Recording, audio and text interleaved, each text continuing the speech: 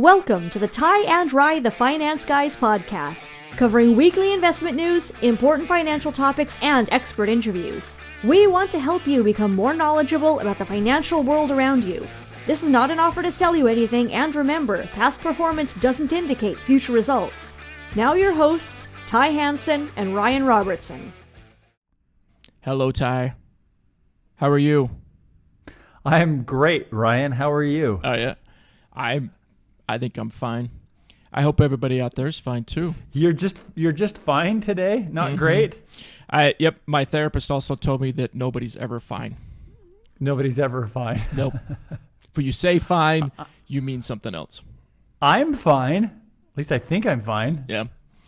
Go talk to your therapist about that time. Okay, I will. I will. Hey, at least we're doing a recording. We're having fun doing this, right? This is fun. This is what makes us happy. This is always Kind the of, best part. I Yeah, think. 100%. Yeah. Okay. So we have some technical difficulties. We're gonna work through them. That's right. So today we're gonna have a really good discussion. We are putting together an idea about cash and cash flow. Cash is king, baby. We keep having these conversations, and particularly with all of our clients, sometimes there's a disconnect between investment returns, strategies, and the idea of implementing, well, how are you going to pay for bills in retirement? Right. So we're going to discuss some of this idea. Yeah, for sure. And you know what I would say too, one of the biggest so actually the transition into retirement is really I don't want to say it's scary, even for people that have a lot of money. It's unnerving for most people because it's such a big transition from you've been working for 40, 50 years and you've been getting a paycheck every 2 weeks. Yeah. You and I are independent. Right, we've gone through ups and downs as small business owners at different points in our careers, and there's times where heck, I went in 2008, 2009. I went like 3 or 4 months once without getting a single paycheck. So we've kind of experienced that a little bit. But I think for most people, they get a paycheck every 2 weeks, and all of a sudden it's like that's not going to happen anymore, and that's really unnerving. So the idea of where to get cash and how does cash flow is so pivotal and paramount for people, and it's scary. That's what I'm saying. Cash is king, right? It's understanding the cash. It's huge. Yeah. So, and I brought this up when we started talking about it. The idea that I think that people get fixated so much on the rate of return that they're earning on their investments that they really forget how important it is that's not the most important thing you really should be looking at. Yeah. It's part of the equation. It's just there are other things that you really need to be thinking about. Dude, I am so glad that you brought that up. Oh, I'm glad you're glad, Ty. Dude, I'm ecstatic. In fact, if you were at all just fine before, you should be a lot happier now because of the joy you just brought me. Sure. So much joy. Okay, so here's the thing.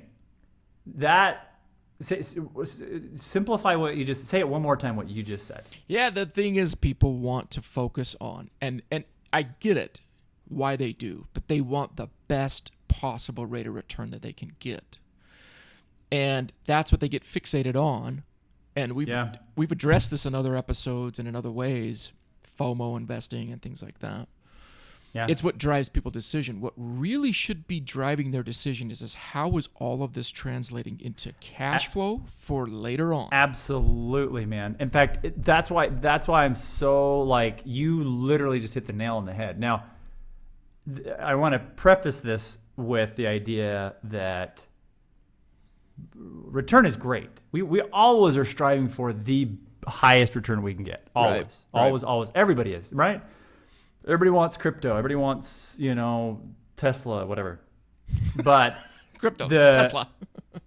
The uber speculative stuff. I had a conversation with a guy this week who's my stock portfolio is killing it. And I'm like, that's awesome. But do you realize how much risk you took to get that return? Do you really, and he's older. I'm like, do you really want to take all that risk with all your, you have 1 or 2 bad months and you're down 30 or 40%. You can't. So, okay. You hit the nail on the head with that. Return is important, but what's more important is in fact, back in the day, a previous business partner, Mike Minnick, he had this really cool tool. And in a lot of ways, we use it with how we plan. But it was called the ROP, rate of progress. And what the ROP it was basically a backward financial engineering to say, here's what you want, here's what you have to work with. What is the actual rate of return you really need to be successful? Yeah. Gotcha. Right? Mm-hmm. And so it was like, I've had people where I've built that, and even it's again, there's some similarities in how we build our planning now. I had people where I would reverse engineer that, and it was like, you have to make 1.5% a year, and you're going to be just fine. I had people that were 0% return, but like the point is like, why do we want to take aggressive measures when you don't have to? And dude, you literally hit the nail on the head. There's this idea that even if you don't have to, I think we still have the human element of FOMO. I don't want to miss out. 100%. Yeah. There is that. Yeah. Because, there is this level of FOMO, greed, whatever you want to call it. We've all got it, right? None of us are ever outside of that idea that if we can get a better return, we want to do so just because it's better than not. So absolutely. We really need to coin a phrase or come up with a 2 or 3 word idea about this, because again, it's not the rate of return that's the most important. It's your personal required number that's important, right? Mm-hmm. Your plan number, whatever the hell we want to call it. Like, that is what is important. That is what is most important. Yeah. By a long shot. Yep. So, well, and so this kind of moves us into this idea of why it's so important in the plan, because here's the thing that we just can't plan for, which is we don't know what things are going to be like in 10, 15, 20 years. We just don't. We want to know, and we plan for maybe what we think is going to happen. So once you get to that stage of life and you want to start drawing income, you need to have planned in a way in which you know what your bedrock foundational income will be, and you are planning to use that, and then everything above that is fine to do these other things with. You got to have something that is predictable and that you can plan for. So we kind of get into some of these different ideas that can help people get to a point where think in terms of cash flow when it comes to retirement to get there. Absolutely. No, dude, you're spot on. In fact, if you haven't figured it out already, listening to our podcast, there is a common theme. Mm-hmm. I feel like we always come back around to this idea of planning, right? I know. But that's seriously, like you want to know the dirty little secret in the financial industry? The dirty little secret is just build a plan. Have a plan and live within the parameters of that plan. Yeah. Right? Like, it's not rocket science. That's literally it. And you're absolutely right. If you've got the plan built, then you can say, okay, Ryan, Ty, if my personal retirement number is 0%, like literally I don't need to make another penny, right? And I think most people would know if they're in that case. If it's like, yeah, I've got $5 million saved up and I really only need to live off 2,000 or 3,000 a month. Yeah, you're fine, right? Yep. Then even if your rate of return has to be 5%, right? Right. And most of your money's returning that, like, yeah, then go carve off 10 or 20% and take that huge risk, because okay, if you lose that 10 or 20% completely, right? You invest in some random coin and else and it's gone. Mm-hmm. Then what that would probably do, depending on your asset size, is maybe it takes your rate of return from a 5% up to like maybe 6%, 5.5%, right? Like, the idea is understanding those calculated decisions so that if craziness does happen, that you're fine. Anyways, so yeah, have the plan, know your number. And then anything above and beyond that, go buck wild for sure. Yeah. Well, I in our last company newsletter we send out, the thing that I put in there and wrote about it was the power of a personal savings. rather than focusing on trying to get the best return you can, focus on how much you're actually stashing away, because there is nothing that's going to grow your accounts better than a consistent savings plan towards an investment account. Right. And it took, I think the number I put in there was they saved half as much as somebody else who saves, the other person. And the person that saved more, they were going to be ahead of the curve with a much, much lower rate of return for about 20 years. Yeah. It was going to take that person 20 years of consistently getting the highest level returns by saving less to get there. So it's just the logic of it. You just got to be patient and save more. Yeah, say that again. I mean, right? Probably made no sense. Yeah, what I just said made no sense. No. It made a lot of sense. It's a lot of sense. But no, just say that again, because I think that was a really powerful concept. So it's this idea. Right? You take two people. I like it. Person A, person B. Person A is saving more and getting a lower rate of return. So I'm saving $1,000 a month and say I'm getting 5% return. 5% returns. The other person is saving half that. B. They're saving half of that. Okay. In 20 years, what kind of return would that person need to make? If you're only getting 5% as person A, person B is going to need to get somewhere in the range of 10 to 12%. Yeah. Right? Consistently. Every year. Consistently. If they're saving zero, that return shoots up to like 20, 25% a year, which is just unrealistic. It's not going to happen. Absolutely. And that's the thing, too. I think it's this old adage that I tell a lot of people. It's like, in 2006, 2007, everybody was a really good real estate investor. Yeah. Right? Uh-huh. Everybody was. And that's the thing is, we've kind of been in this world of, aside from COVID, right, a global pandemic, we have been on one of the longest bear market, which meaning bull market. Bull market meaning upward trending, right? We've been on this upward trending market longer. I mean, it's been crazy, basically since 2008. Yeah. Right? Really? So the idea of a big loss year, or the idea of a 0 or negative 10% year, like, most people aren't thinking in that mindset. And so, to your point, it's like the person that's just steady Eddie saving, if you're in a portfolio that you're only generating 5% returns, most likely if the market drops out from under us by 25%, you're going to lose 3 or 4%. Like, you're not going to lose a ton of money. Yeah. Anyway, so I love this point. Savings is huge. And why? Because it's more cash. Cash is king. It's this whole point we're talking about. And it's just going to get you to a position to where you can really think in terms of how do we prepare for this retirement thing. So let's talk a little bit about, the different types. Love it. What do we want to have in place to create this cash flow? Right. Give us 3 things. All right. I mean, maybe even there's really 3 options. What are the 3 options that are realistic for everybody? I think there's a few more we can dive into, but the basics that people are used to are, you have a pension, right? Man. That's a little more old school. Yeah, very old school. Right? Like, especially too, if you work, like if you're military, right? Or if you've worked as a public servant, firefighter, police officer, school teacher. Yeah, you've got pensions that'll pay you. You work so many years. Now, pensions are becoming less and less, they're becoming a lot less common in the marketplace. Just because, again, there's a lot of risk on whoever's giving you that pension. There's a lot more risk there, so they don't want to carry the risk. So pensions, we're all used to that. Mm-hmm.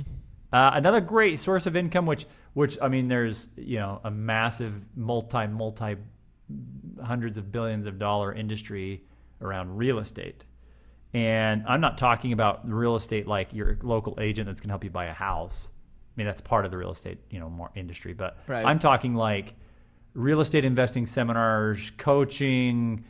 How do you flip houses? I mean, we do a lot with self-directed 401ks, solo 401ks, self-directed IRAs. Like, that's its own industry. Like, it's a hundreds of billions of dollar industry to kind of help people understand, how do I create a real estate portfolio that's going to cash flow, right? Because what is owning real estate? It's literally just it's a cash flowing machine. Right. Now it's not that simple because you've got to deal with 3 T's. Here we go. Toilets, tenants, trash. Oof. You always have to deal with that. Who wants to deal with the toilets? Toilets, tenants, and trash. Well, if you do it right, who cares? Like, pay your property manager and have reserves, and don't ever think about that property ever again. Yeah, but you're really talking about real estate in terms of the cash flowing. Either it's commercial or residential cash flowing, so rental properties and things like cash that. Flow. Yep, and that's where whenever we think about cash flow ideas, I mean, there's people out there. So Ryan and I really love real estate. I love real estate. Like, I love. We'll build what's called a pro forma, which is basically just like a pro forma is like, let's look at the cash flow and the expenses and let's project that bad boy out. Yeah. And then let's play with some variables. Like, what if you're vacant for 6 months? Things like that. Mm-hmm. So we really, really like it. But the problem is you'll get, just like anything else, you'll get these groups or coaches that are like, you should put all your money and have 15 cash flowing properties and this and that. And then it's like, I see this all the time where people go out and they'll buy a property or two, and it's like the biggest nightmare for them in the world. The biggest nightmare. Right. So it is good cash flow, but you got to remember there's going to be a lot of work associated with it. Right. Yeah. So a lot of work and also kind of a lot of variables that if you're not aware of or prepared for, it can be a big headache. So just make sure, you build it. That's great. Just make sure you know what you're getting into for it. Yeah, exactly. And we've talked about a few different clients, and I've got a client that that's done really well on a couple of properties they've flipped. But to be frank, he's working the same amount of hours, if not more, than he was when he was working his regular day job, trying to get that done, flipping these properties. Yeah. Now he loves it and he's enjoying every second of it. Sure. So that's what I'm saying. It's like, hey, that's cool. But the point is like the idea that we're talking about is just simple cash flow, right? And can you be constantly working properties when you're 75 years old, 80 years old? Maybe you can, maybe you can't. I don't know. That's just something to think about. There are more strings attached to that real estate. Yeah. Another one, we're going to get into the main one here in just a second, but another thing that people basically do is you start drawing from your invested assets. Mm-hmm. And there's different income strategies within that world, within the stock and bond world. There's high interest yield bonds. There are dividend corporations. Dividend portfolios that have high dividends and you live off the dividends. But again, that world still has risk of loss. Mm-hmm.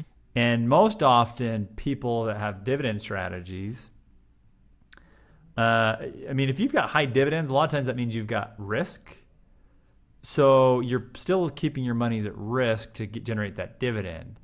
And if the dividend isn't paying high enough, then what happens is, if I've got 100,000 and it pays a 10% dividend, which that's, again, that's pretty high, but it was whatever. We'll just do simple math, right? Don't do math on the radio or on a podcast. Radio. If I get 10%, that means, okay, that's 10 grand, right? So anyways, a little more than $800 a month, $850-ish, $825-ish. But if all of a sudden the dividend isn't enough and it doesn't cover the amount of money I need, well, then I have to deplete that 100,000 down to say 95,000 or 97,000, right? Yeah. And then the next year's 10% dividend doesn't quite pay enough, so I deplete some. So that's really what a lot of people are used to, is they deplete their assets, mm-hmm. right? You've saved it, now you start drawing it out. And you're still interest on it, you're still growing it that way. But those are the kind of the main things we're used to. Pension, real estate, depleting our assets, and... Well, let's just add one more, because you talk about pension. Just throw Social Security in there, obviously. That's kind of known. Social Security. And everybody can go to the ssa.gov and actually get a sense of what your benefits will be at different ages, so you can throw that into the equation as well. Right. And you'll kind of see this as we go forward too with this, and we talk about this last bit of it, is that there is a good approach where you take all of these things and say, well, maybe I want to do all of them or have a piece in all of them. So that's counteracting and balancing them out. Now, and that's sorry to interrupt you, but that's really what, in my opinion, you just defined true diversification. Yeah.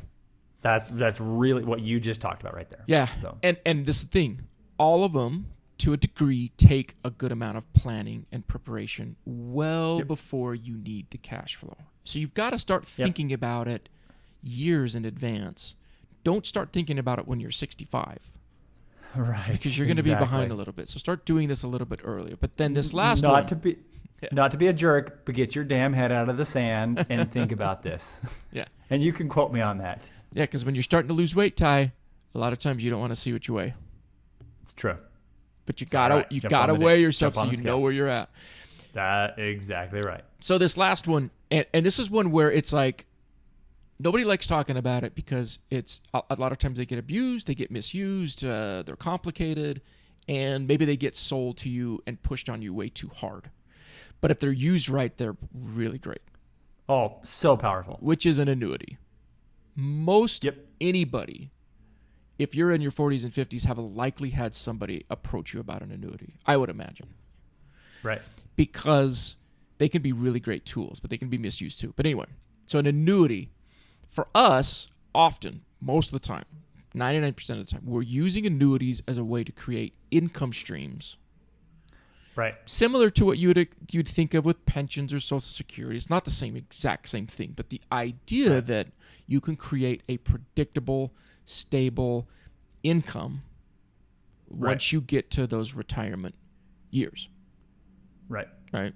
So a key note. Give a brief description here.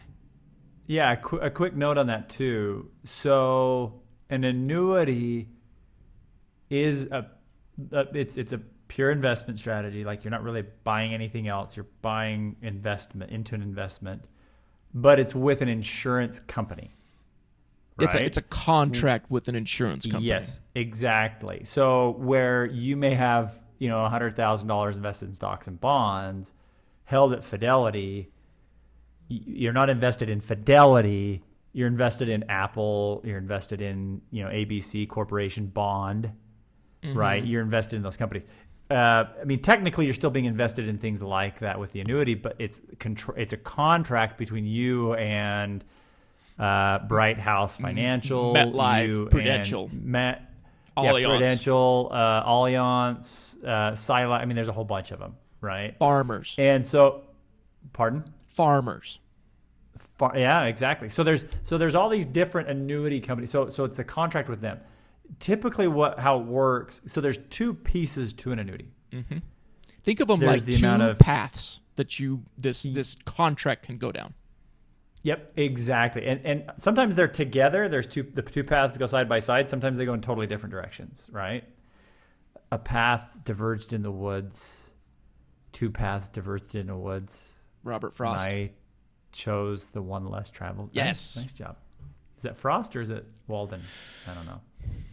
Someone help us. I'm going to say it's Robert Frost, I thought it was. I don't know. Anyways, okay, we're not going to worry about that right now because we're getting off the rails. Someone correct us. So there's asset value, meaning I put in 100,000. What does that 100,000 grow to? Mm-hmm. And then there's cash value. Again, they can be part of the same contract, but they're two very different pieces. Yeah. Some people say, I want the annuity.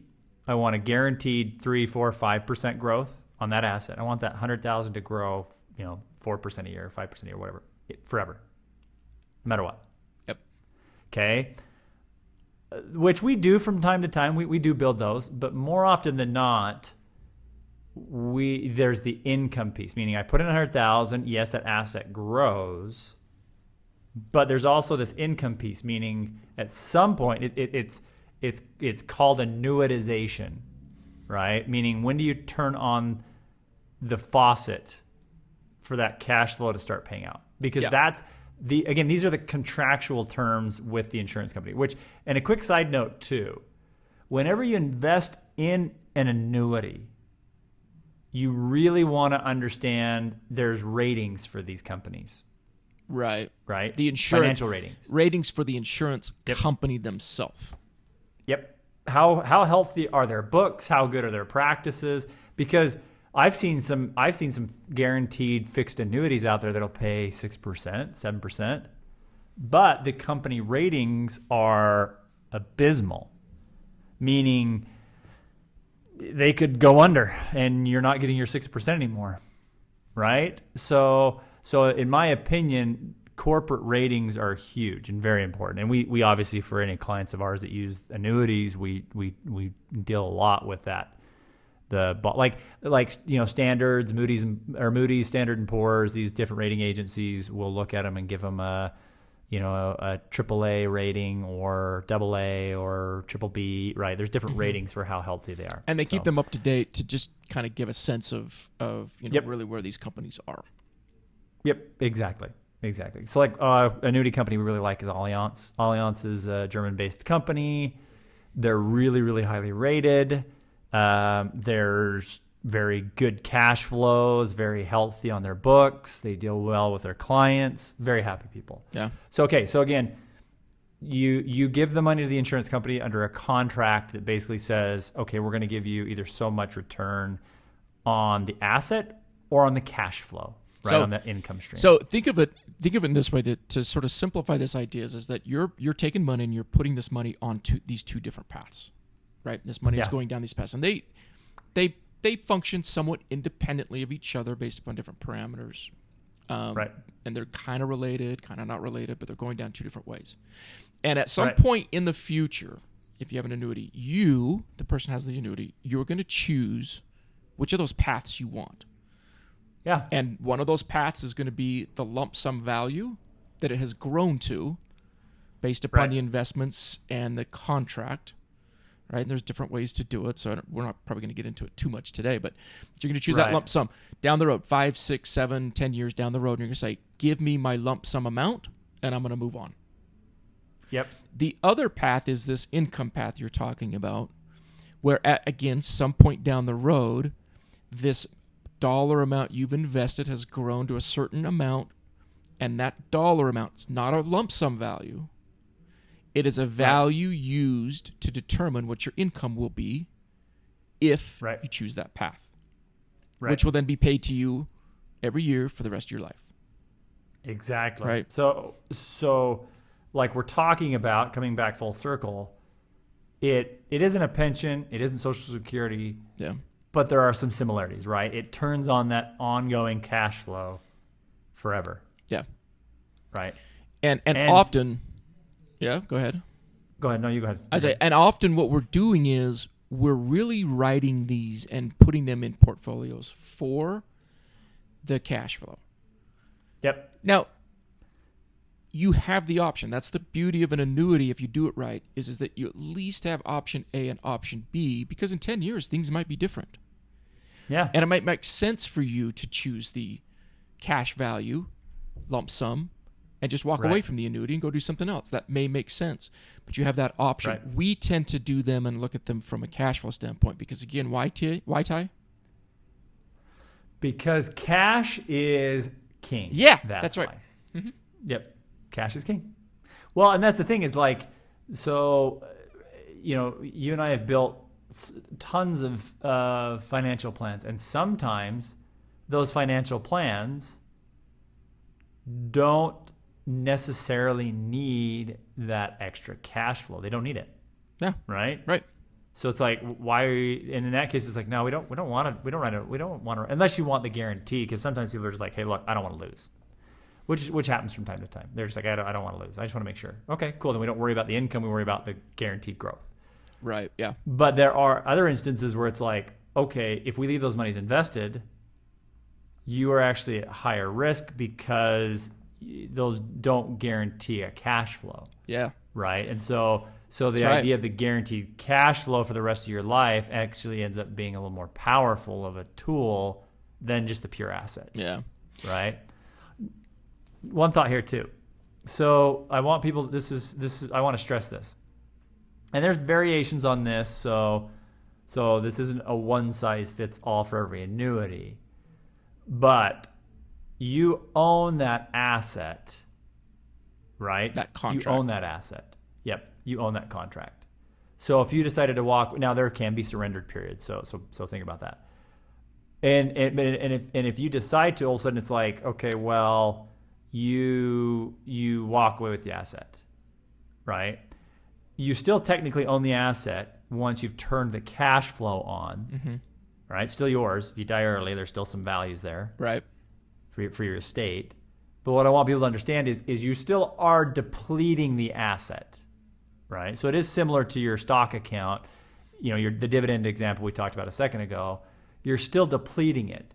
The only difference is, again, if you can maintain the same level of you can pull out the same amount of money from your dividend portfolio every year, but if it's 5 years, 10 years, 20 years down the road, if that runs out, you can't pull anything else out. Right. The annuity, on the other hand, and you can also structure it not only for your life, but for you and a spouse. Now, if it's you and the spouse, they're going to pay you less money over the years because that's obviously riskier to them because it's two people's lives and not just one. Yeah. So, but again, I really want to stress that you actually could, in fact, it's funny because it actually makes if you were to look at like the day you put the money in versus to the day you die, you actually have a higher rate of return if you turn that cash flow on earlier and it pays out, and all of a sudden it depletes your assets you put in there, and then it keeps paying you even further. Yeah. If you let that thing keep paying longer, it's actually part of a strategy that we'll build. And I like to use this idea of, well, we actually start to get into the pocket of the annuity company where we're taking money out of their pocket. Right. We're not just getting paid out of our own growth in our own, like we started with 100,000, it grew to 200. We're not just pulling out those dollars. It's now Allianz has to keep paying me from their pockets. We're going beyond that. And they have the actuaries that build those too. So they have a pretty good sense of where they feel like their numbers right. But some people, right, if they do it the right way, are certainly going to benefit better from that. Yeah, and that's the thing is the longer so like let's say you live an extra 5 or 10 years beyond, when you've depleted that asset, well, you've got all that extra cash flow. If you were to go back, take all the cash flows, everything, and divide it by your original investment, your rate of return goes up because again, you're getting dollars, you're getting somebody else's dollars. Yeah, it's actually the rate of return on some of those are pretty amazing. Actually, when you do it that way, crazy. Yeah, yep, really crazy. So this is kind of the thing with it. So we're kind of getting into some of the complications with it. So it's really important that if you're talking to somebody about an annuity, make sure that you're seeing the numbers with it, and that they're explaining this to you so that you understand it. Because the number one thing that I've always found is that annuities are complicated. And most people don't really understand what they truly have because it was never truly explained to them. So just make sure that you get a good understanding of what it means and understand those two paths, for one. Right. You know what each of those means. And then another one is understand surrender charges and fees that go into them, because annuities are not cheap from a standpoint of you have to pay for them. They're not expensive, but they're not free. There's expenses that go into it and surrender charges. Right, and that's the other thing too, that I think that's where we get some of the negatives in the industry are there's people out there, and we talk about the same thing with life insurance, right? Yeah. That if all things being equal, if you've got $1 million, if all I can really sell is an insurance product, I'm going to try and get you to give as many of those the $1 million to me for the insurance, for the annuity, right? I might say, hey, we can do all these great, cool, fancy things, right? And it maybe sounds a little better than it really is going to be. So they may convince you to do $700,000 or $800,000 of that $1 million in the annuity. Yeah. Whereas, look, what Ryan and I are going to focus on, and any of our advisors, is that annuity a good fit, A, and B, if so, what's the right amount? You know what I mean? And I would say that it's never more than, of $1 million, never more than $200,000 to $400,000, right? Right. In fact, I've had clients who are like, oh my gosh, I love my annuity. I want to write even more. And I'm talking, and I'm like, no. Yeah. Way too much tied up in that. And they're not super liquid out the gate, meaning if you wanted to pull every dollar out of the stock account, you go sell all your stocks, you have your money in a day or two. Yeah. The annuity is not that way. Like we talked about, you're locked in, right? And so there's some different factors there. But again, there is a cost. You want to understand, and it's always coming back to this idea of why is somebody trying to use this tool? What does this mean for the bigger picture? Yeah. Right. But yeah, I mean, at the end of the day, it's like, look, we love it because if I can help somebody build, $5,000 a month or $10,000 a month extra in cash flow, that takes so much pressure off of the rest of the invested dollars. It takes a ton of pressure off. Yep. So, and I don't know, and I'm just kind of off the top of my head, I can do a more objective research into this. But I would say out of the last 10 plans I've put together, that you move the annuity out of the plan and just put it back into the investment group, their probability of success goes down. Take the annuity out of the investment and put it into the annuity. So now it creates the cash flow when they turn 62 or 65. Their probability of success always goes up. It's just one of those things because it's predictable and it has a level of security to it that you just don't see elsewhere. So it almost invariably, every time that you are looking at it, it's going to make your plan more successful. It's just not us selling it. It's just a reality. Exactly. And that's what it comes down to is it's like, well, again, some people may look at it and say, well, your annuities have only averaged, if it's a fixed annuity, 3 to 5%. If it's, and we're not talking variable annuities. We don't write anything variable that could lose below zero. Yeah. Everything we do is because if we're going to take risk, we want to manage that in the portfolios we manage. Right. The annuities, we structure them in what are called fixed or indexed annuities, or annuities that will never drop below zero. But as far as rate of return goes, you're saying. Yeah, exactly. So you'll never lose. Yeah. Now, if you plug in, there's still a way to capture some more of the market upswings. Again, we don't want to get into all the details right in a second, but we'll talk about it on another episode. Yeah. But I mean, some of those equity indexed annuities have averaged 8-9% over the last 10, 15 years. They're decent. But again, some people might say, well, crap, I'd rather go put it in the market and make 20% or buy cryptos. Okay, awesome, go do that. But the point with this is that, are you wanting the crypto because of FOMO?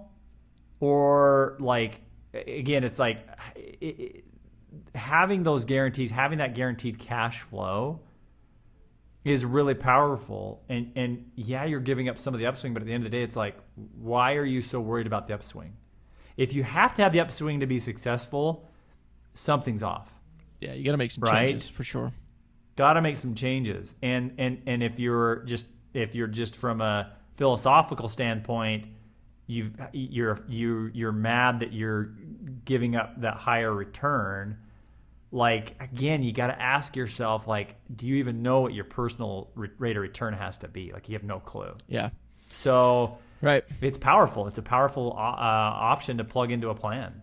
So yeah, and I think just essentially for just about every person should at least be looking at and doing some and running the numbers on how does an annuity really work within this situation, the context, taking into account any real estate, pension, any retirement accounts, Social Security, your spouse. Put the annuity in, see what it looks like. Take the annuity out, see what it looks like. And everybody really needs to have something in place that they can actually look at that. Because otherwise, again, you're trying to lose weight when you don't really know how much you weigh. Right. You're trying to lose weight and you're thinking, hey, if I take this pill, I'll lose all this weight. It's a fad diet or whatever. You're up a creek where it's like, no, the annuity is the equivalent of making sure that you go out every day and exercise for an hour and a half. Yeah. Right? Yep. Nobody wants to do it. It's boring as all get out. It doesn't sound fun or sexy. But you know what? At the end of the day, you're going to feel a hell of a lot better if you've done it. Yep. Just as Yoda would say, patience you must have. Patience you must have. Exactly, dude. I like the little Star Wars reference right there. That's good. It's very good. Everybody knows that one. So, yeah. So kind of recapping on this. Yeah. Look to build cash flow.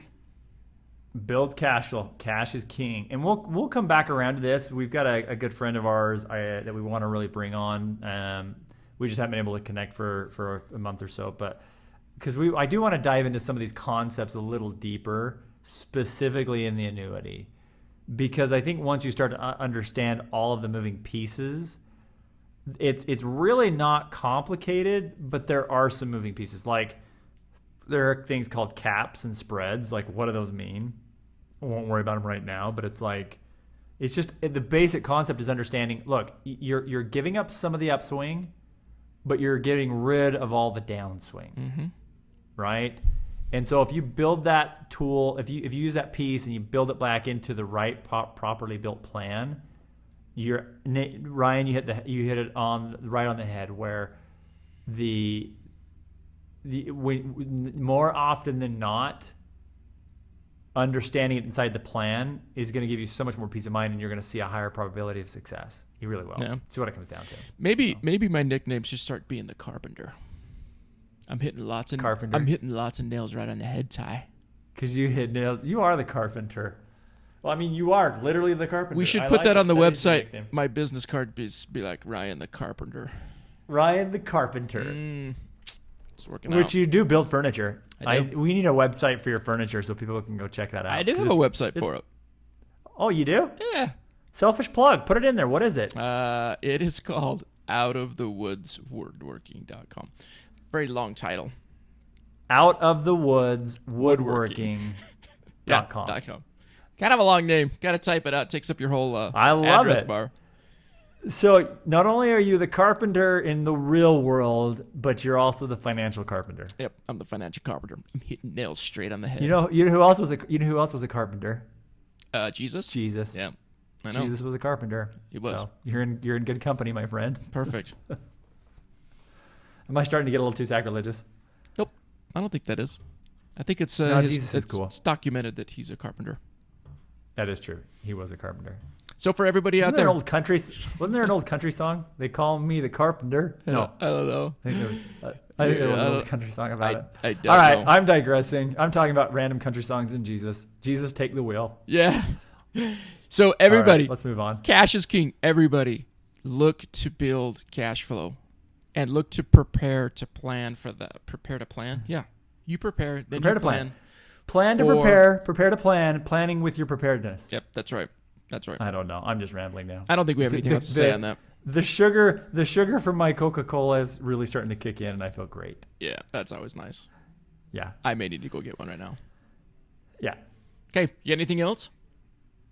No, I think we hit a lot of nails were hit on the head by you, and we talked about a lot of great things, and we've given the good folks some good things to think about. Yeah. So yeah, that's good.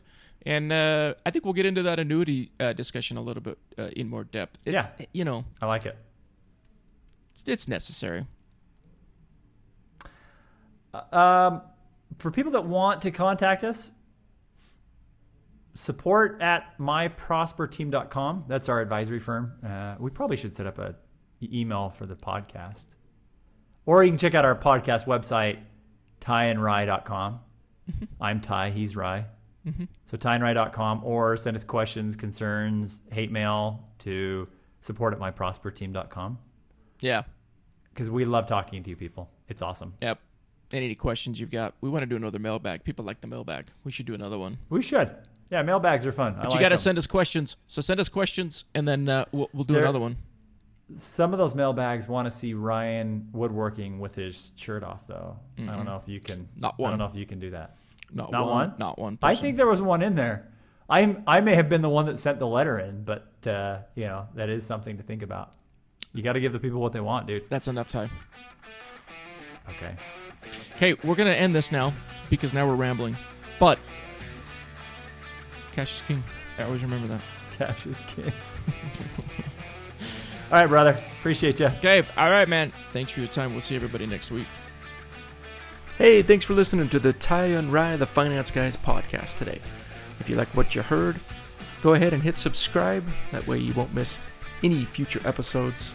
Also, follow us on Instagram, Twitter, Facebook, Ty and Rye podcast. Also, check us out at myprosperteam.com. Thanks. We will see you next week.